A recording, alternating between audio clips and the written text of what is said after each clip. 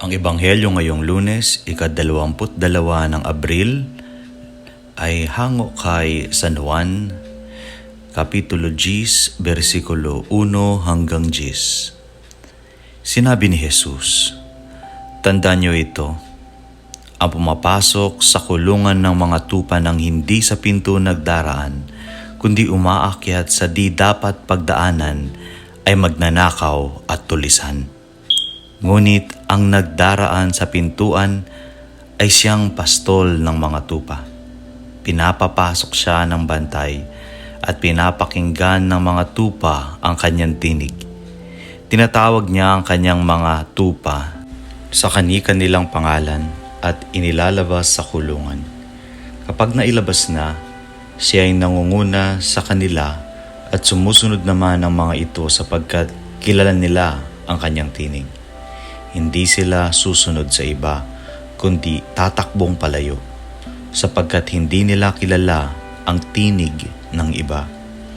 Sinabi ni Jesus ang paglalarawang ito, ngunit hindi nila nauunawaan ang ibig niyang sabihin. Kaya't muling sinabi ni Jesus, "Pakatandaan ninyo, ako ang pintuang dinaraanan ng mga tupa.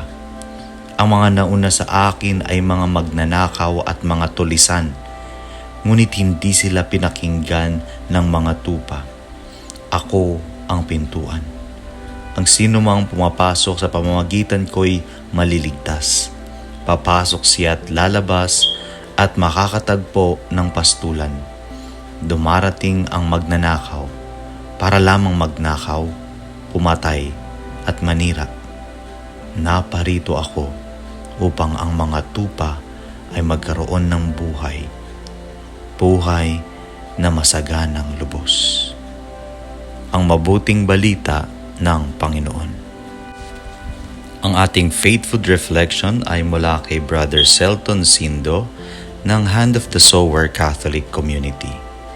Nawawala o nagwawalang tupa. Noong kami pinalad makasama sa pilgrimage ng aming grupo ng Hand of the Sower Catholic Community sa Holy Land, lubos kong napagtanto ang kahulugan ng Ebanghelyo natin ngayon.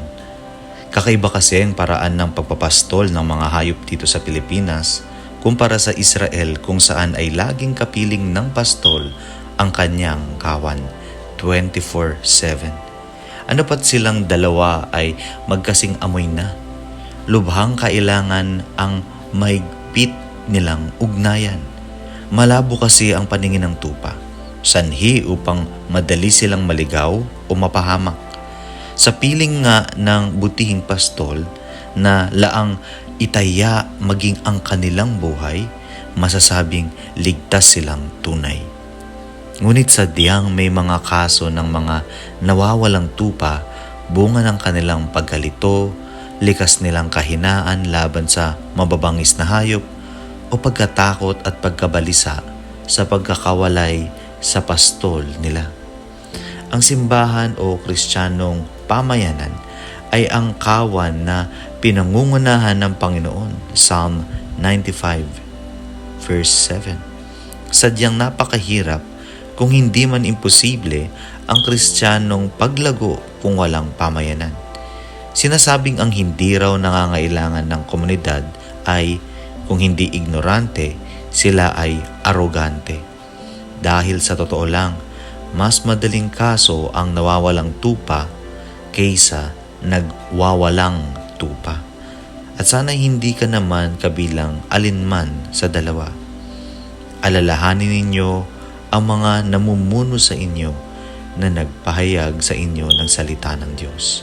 Pasakop kayo at sumunod sa mga namamahala sa inyo. Sila'y nangangalaga sa inyo. Hebreo chapter 13 verse 7 and 17. Manalangin tayo. Panginoong Hesus, salamat sa simbahan at Kristiyanong pamayanan.